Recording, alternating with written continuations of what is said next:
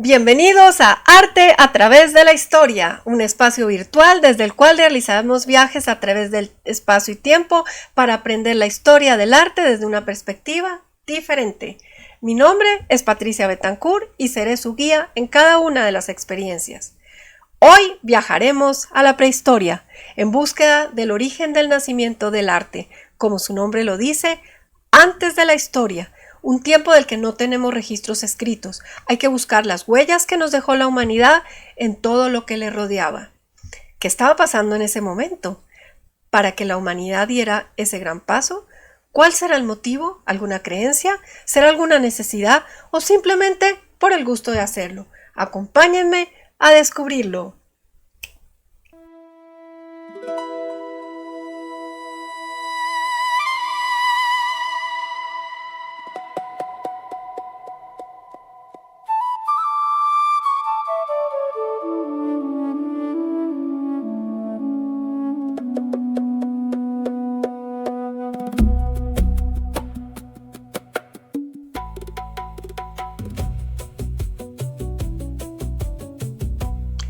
En busca del origen nos vamos directamente a la Edad de Piedra.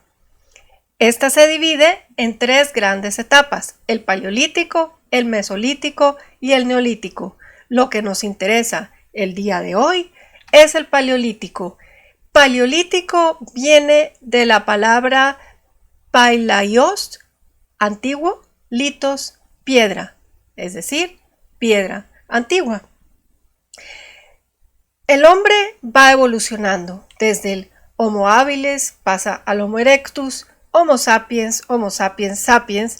Vamos viendo cómo va mejorando la postura y así va mejorando su motricidad y va mejorando su manera de elaborar las herramientas hasta llegar a una herramienta mucho más sofisticada en el Paleolítico superior, que es el periodo que nos interesa en este momento, porque es ahí donde empiezan las primeras representaciones artísticas. Sí, señores, hemos llegado al origen del arte en el Paleolítico superior. Pero primero, imaginémonos cómo eran los hombres que vivían en este momento. Eran nómadas, cazadores y recolectores que necesitaban estar juntos, vivir en manada, casi como, imaginen como los animales que van juntos, se protegen en grupo. Entonces, por ejemplo, una salida a cazar era toda una actividad de la comunidad donde tenían que protegerse los unos a los otros. Y por otro lado, eran recolectores. Eso quiere decir que iban en ese caminar nómada, encontraban los sitios donde había frutos, los recolectaban para su consumo, estaban un tiempo, se terminaban y se tenía que mudar a otro lugar. Entonces imaginémonos, las mujeres están aquí recolectando frutos mientras los hombres los vimos cazando en la otra escena. Y así se organizaban comunidades donde ellos vivían, hombres y mujeres, todos juntos. Todavía no hay un concepto de familia. Entonces, hay temas interesantes como el nacimiento de los niños que hace crecer la manada y le da mucha más fuerza. Eso es algo que por observación ven qué pasa y son motivos que van a aparecer más adelante en el arte. Aquí vemos que ya manejan el fuego. Volviendo a las piedras, vamos a empezar en el Paleolítico inferior con unas piedras muy grandes, muy rústicas, que en el Paleolítico medio van a ir evolucionando hasta llegar a unas pues mucho más evolucionadas en el Paleolítico superior, que además van a decorar y van a aparecer en este periodo las primeras manifestaciones artísticas en las paredes de las cuevas. Cuevas que tuvieron que adaptar para poder trabajar en ellas.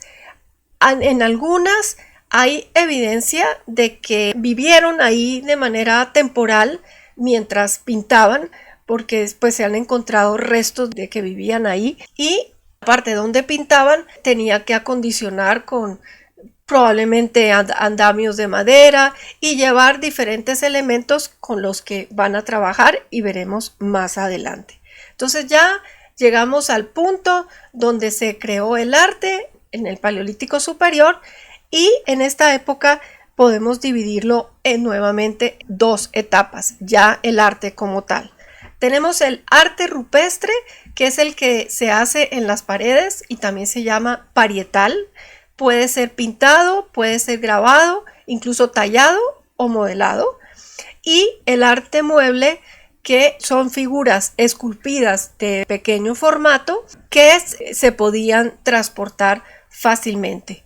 Hoy hablaremos del arte rupestre y para esto es importante entender la cronología de André Leroi-Gourhan. Es un antropólogo e historiador francés que renovó la metodología de las excavaciones prehistóricas y la interpretación del arte paleolítico. Esta cronología nos organiza las manifestaciones artísticas de acuerdo a cómo va evolucionando la figura como tal. Hablamos de un periodo prefigurativo, como su nombre lo dice, antes de hacer figuras, va del 35.000 al 30.000 antes de Cristo y aquí aparecen primeras manifestaciones decorativas muy simples y de trazo elemental. Aquí vemos la misma pieza donde está de frente y de perfil, donde simplemente son incisiones desordenadas sobre la pieza, en este caso de hueso de mamut, o en este guijarro donde las piezas ya no están tan desordenadas, se forman algunos ritmos, pero sigue siendo de carácter decorativo y abstracto. El estilo 1 va del 30.000 al 25.000 a.C.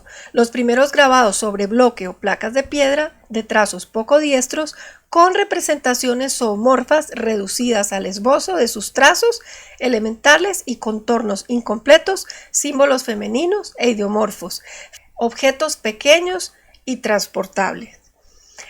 Es en el estilo 2 del 21.000 al 18.000 a.C. donde vemos las primeras representaciones zoomorfas grabadas sobre las paredes que se realizan próximas a las entradas de las cuevas. Todavía no hablamos de la parte profunda, son las entradas. Y las distintas especies de animales ya son fácilmente reconocibles por sus detalles, como cuernos, cornamentas, jorobas, colas, barbas, etc. Pero las extremidades inferiores son trazadas aún con torpeza. En este periodo surgen las famosas Venus, como esta que estamos viendo aquí, que es un colgante, que si vemos continuado el hoyito de la parte de arriba, ahí seguramente pasa una cuerdita y es como que nos colgáramos un dije que mide solamente 7 centímetros. Está reproduciendo las curvas de una mujer, acentuando de una manera mucho más exagerada el área de las caderas. Y vemos que tiene también 5 rayitas que alguna finalidad tienen una función también decorativa. Bueno, pasamos al estilo 3 del 17.000 al 13.000 a.C. Se busca un modelado de las figuras por medio de la pintura y se observa un mayor cuidado de los detalles. Pero aquí los animales son bastante voluminosos, pero presentan los miembros inferiores muy cortos. Aquí, como pueden observar, y en este otro también las patitas son cortitas, mientras que el cuerpo es bien grande. Y aquí las patitas prácticamente se pierden detrás de las formaciones de la roca, pero las formaciones de la roca nos sirven para darle mucho más volumen a la figura que estamos representando. En el estilo 4, estilo reciente, ya es el 10.000 al 8.000 a.C. Y en esta etapa las representaciones alcanzan sus momentos de mayor realismo y movimiento. Los animales se representan en grupos y en distintas actitudes, pastando, saltando, etc. Esta figura que estamos viendo, donde vemos ya muy buena proporción, y algo que vemos también es que este está inciso en la roca. No quiere decir que en los primeros periodos se hacía inciso y después se hace pintura. Lo inciso se sigue haciendo y muchas veces sirve de boceto para la pintura. Y en esta escena, ahí sí sentimos que van corriendo, ¿no? Son una manada de caballitos y otros animales que van corriendo y el artista logra crear este efecto de una manera maravillosa. Para resumir la cronología, tenemos estos pequeños esquemas. En la parte de abajo vemos el periodo prefigurativo, el estilo 1, que son apenas rasgos, el estilo 2, ya se entiende el animalito, pero con las extremidades inferiores sin terminar. El estilo 3, donde se ve muy voluminoso, pero con las extremidades inferiores achatadas y cortitas con respecto al cuerpo. El estilo 4, con un gran realismo, y en el estilo 5 ya sentimos movimiento. Después de haber conocido toda esta cronología, a ver ejemplos de arte rupestre. Arte rupestre, también llamado parietal, comprende grabados, pinturas y relieves con los que el hombre decoró los techos y paredes de las cavernas y abrigos que habitó. Vamos a empezar por los abrigos. Los abrigos rocosos son como cavernas de muy poca profundidad y básicamente eran decorados en sus entradas. Aquí se alcanza a observar algunos incisos y en especial este abrigo rocoso Père non-Père de Aquitania, descubierta en 1881, tiene unas figuras muy interesantes porque con solo en contorno logramos sentir la sensación del animalito, ¿no? Incluso tiene una intención de movimiento con la cabecita volteada, y aquí vemos algunas de las piezas aquí vemos algunas de las herramientas con las que el artista trabajó, al igual que aquí. Entonces ven que son herramientas hechas de piedra que son para tallar la piedra que está en la roca. Entonces la piedra con la que trabajan es más dura que la de la pared, ¿no? El abrigo rocoso de Hornos de la Peña en Cantabria también tiene grabados interesantes, incisos en las paredes. Aquí tenemos este que aprovechó también la forma de la roca. Se le pierde la cabeza, pero se entiende muy bien de qué se trata y es de la época en que las extremidades inferiores están muy pequeñas. En la roca de los hechiceros en Francia hay algo diferente. Ellos se salieron de la norma y prácticamente lo que hicieron fue bajorrelieves en la pared. Miren qué impresionante. Es tallado en la roca, pero es que imagínense ustedes tallar con estas herramientas de roca la roca de la pared a punta de percusión. O sea, es un trabajo excelente. Incluso aquí, si se dan cuenta, el IBC que tenemos aquí se repite en la parte del fondo a la derecha y es como que casi que parece el efecto del staccato que va a inventar Donatello en el Renacimiento, que en un bajo relieve lo que está más lejos se talla con menos profundidad y lo que está más cerca con más profundidad. Es increíble las técnicas que tenían estos artistas y los efectos que lograban.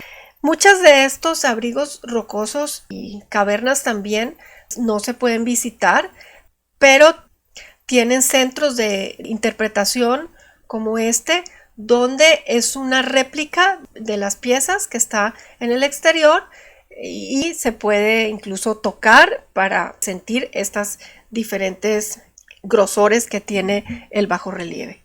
Pero sin duda las piezas mejores de pintura se encuentran en el interior de las cuevas, en algunos casos en las salas más alejadas de la boca de la zona de la habitación, y son consideradas como santuarios o lugares de culto.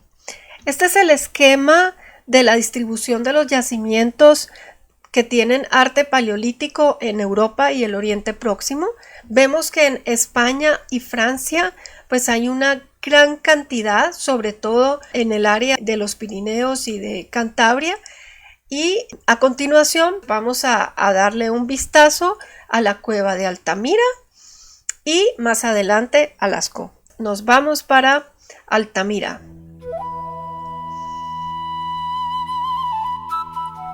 Fue descubierta en 1868 por un lugareño que, persiguiendo un perro, encontró la entrada de la cueva. Su nombre, Modesto Cubillas, un empleado de la finca de Marcelino Sanz de Sauntuola, a quien le informó, no le dio mucha importancia al descubrimiento. Marcelino, además de propietario de tierras, era licenciado en Derecho y tenía múltiples inquietudes, como por ejemplo la inclinación a las ciencias naturales y la afición a la arqueología, una disciplina que apenas estaba dando sus primeros pasos. Tenía una colección de fósiles y objetos de sílex tallado y seguía todas las publicaciones que se hacían en su momento en Europa.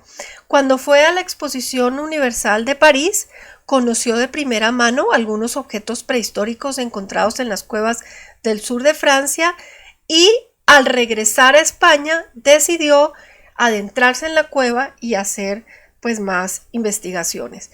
Pero esta vez fue acompañado de su hija María en 1879 y sería la niña la primera en ver las figuras en el techo. Mientras él estaba explorando en el suelo en busca de las huellas de las antiguas ocupaciones humanas, la pequeña sostenía la lámpara y iluminó la bóveda de la cavidad donde se encontraban.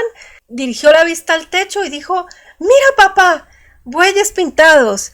Y fue una cosa maravillosa. Habían pasado miles de años desde que los ojos humanos se habían posado por última vez sobre estos bisontes, porque eran bisontes, no bueyes. La niña dijo bueyes, pero eran bisontes. Y Sauntuola explicó que, aunque él había entrado varias veces, no se había dado cuenta de los bisontes que habían en el techo, porque por la manera en que están pintados, aprovechando las protuberancias del techo, y además estaban en una zona muy oscura donde uno tiene que entrar con la ayuda de un candil, pues depende del punto de vista donde uno se pare, los ve o no los ve, y la niña pues tuvo la suerte de que las vio. Bueno, entonces, muy emocionado con su descubrimiento, escribe su obra Breves apuntes sobre algunos objetos prehistóricos de la provincia de Santander en el año de 1880.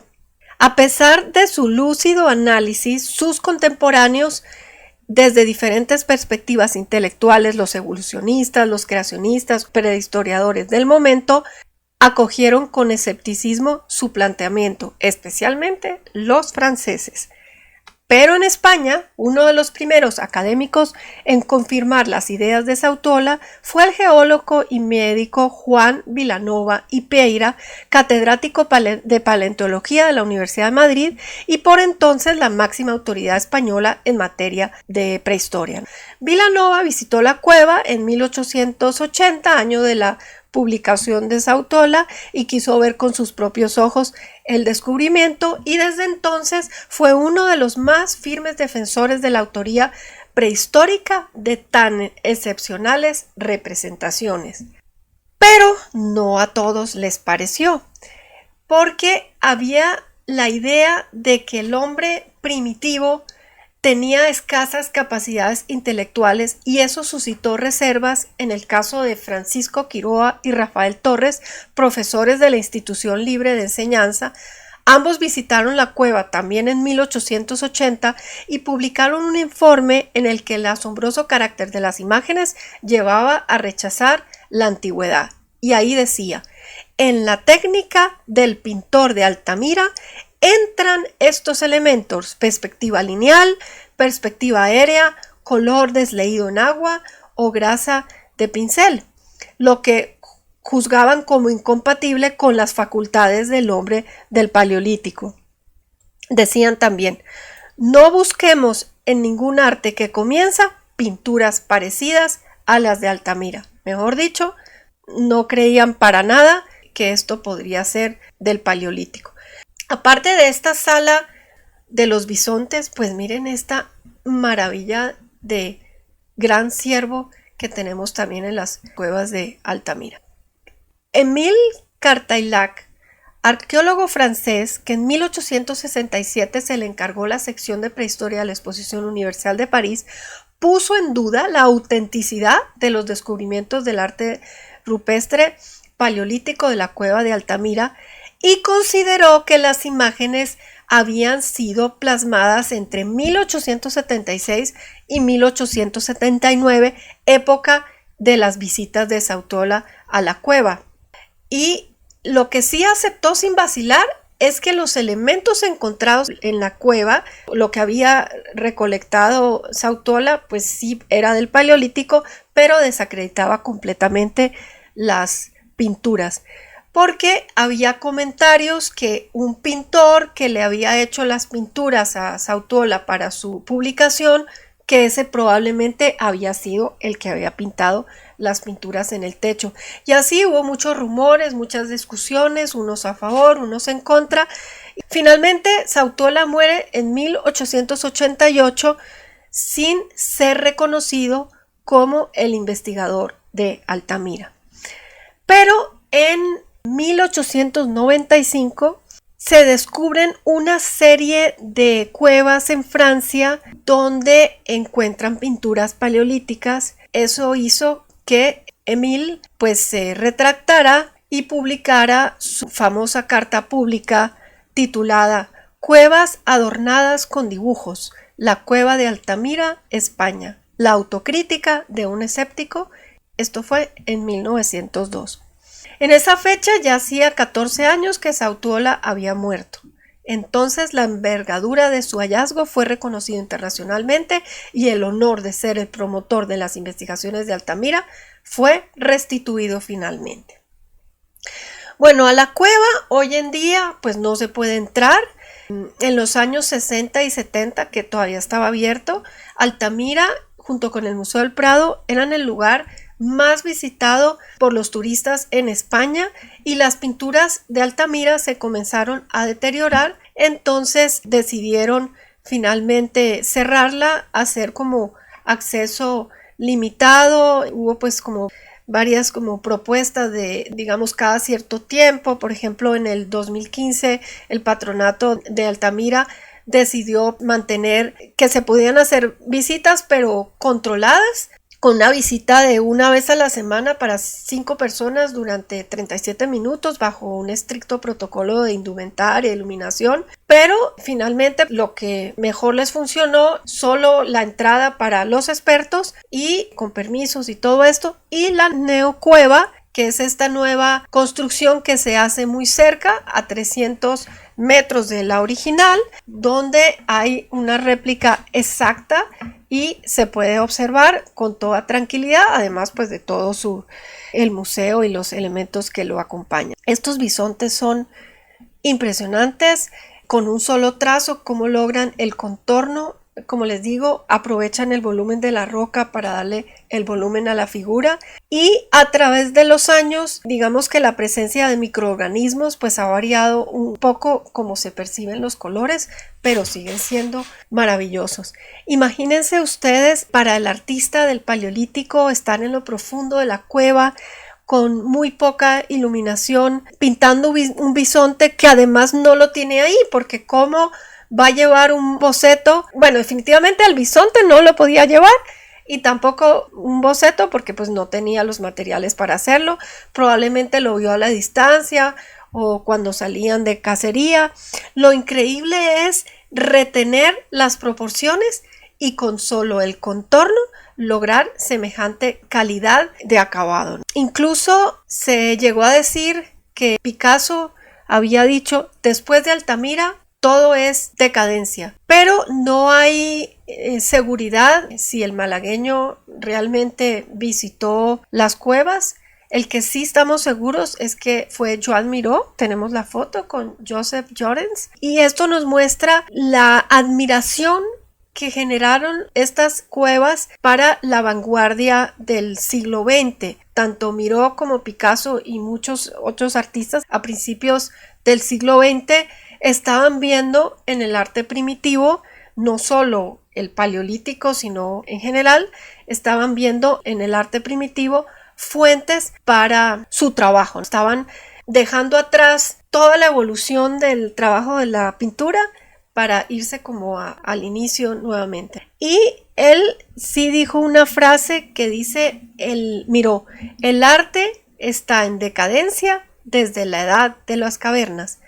Esta frase refleja la alta consideración que tenían de Altamira pintores vanguardistas como Miró, cuya obra fue influenciada por la prehistoria, no solo en la parte pictórica, sino también en el tema de la escultura.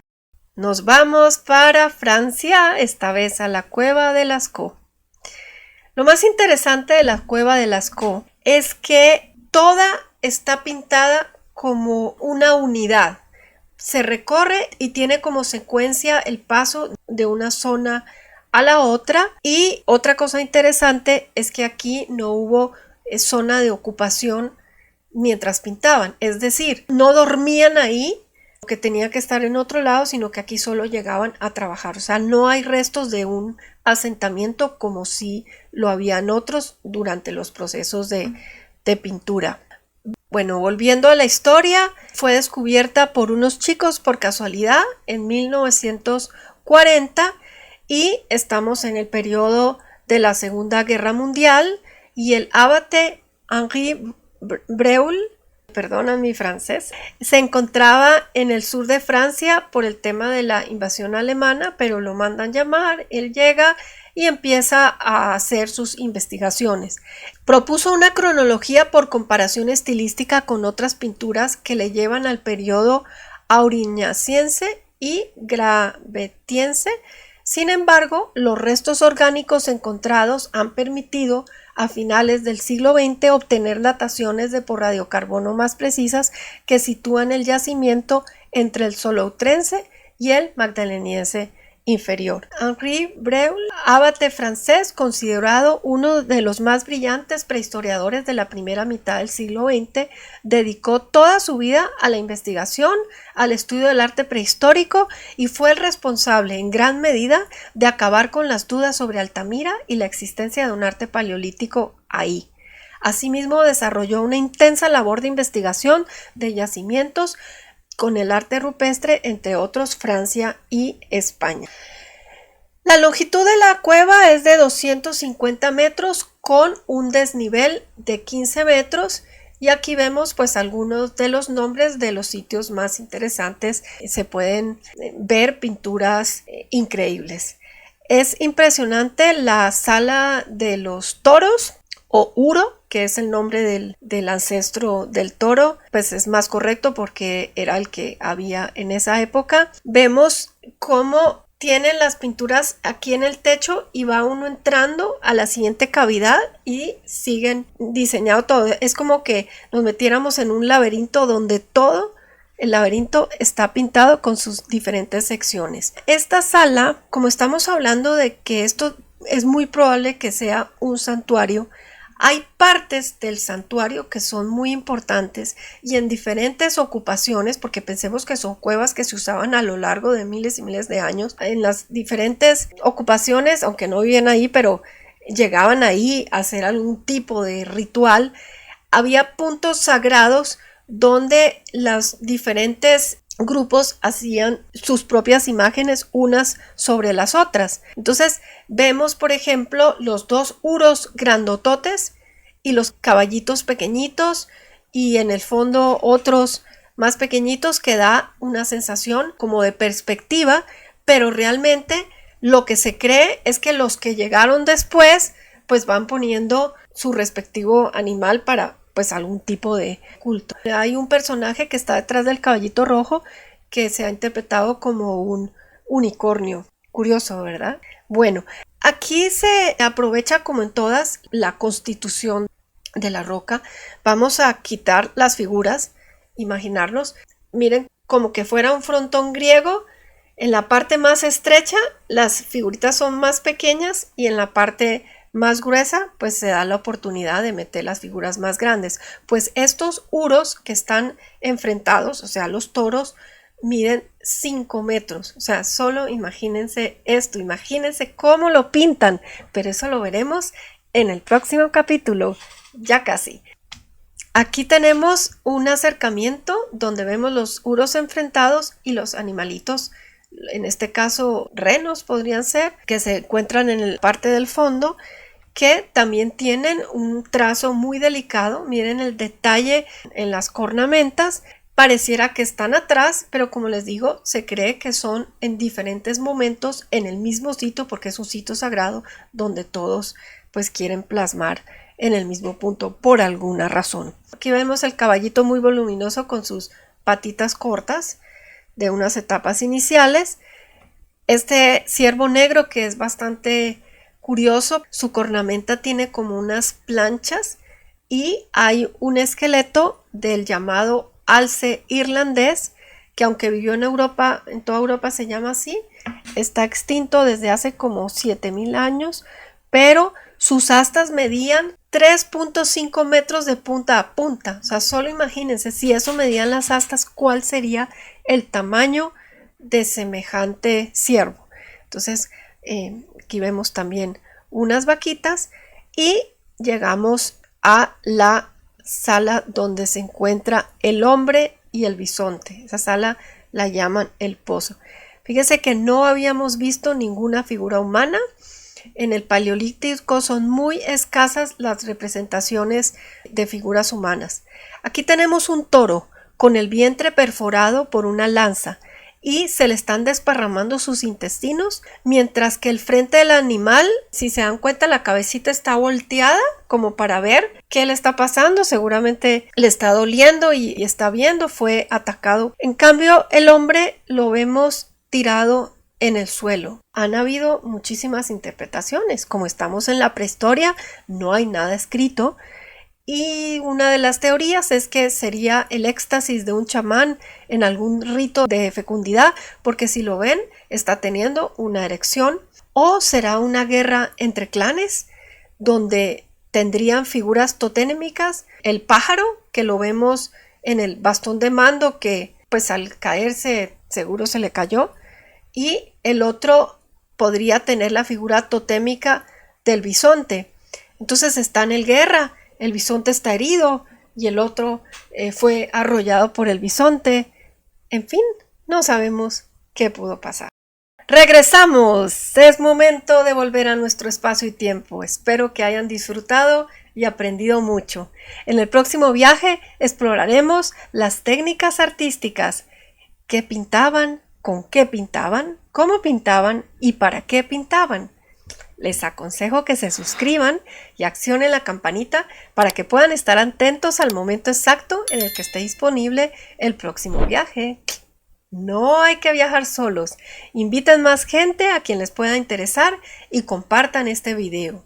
Si les gustó, denle like y cuéntenme en sus comentarios cómo les pareció el viaje. ¡Hasta pronto!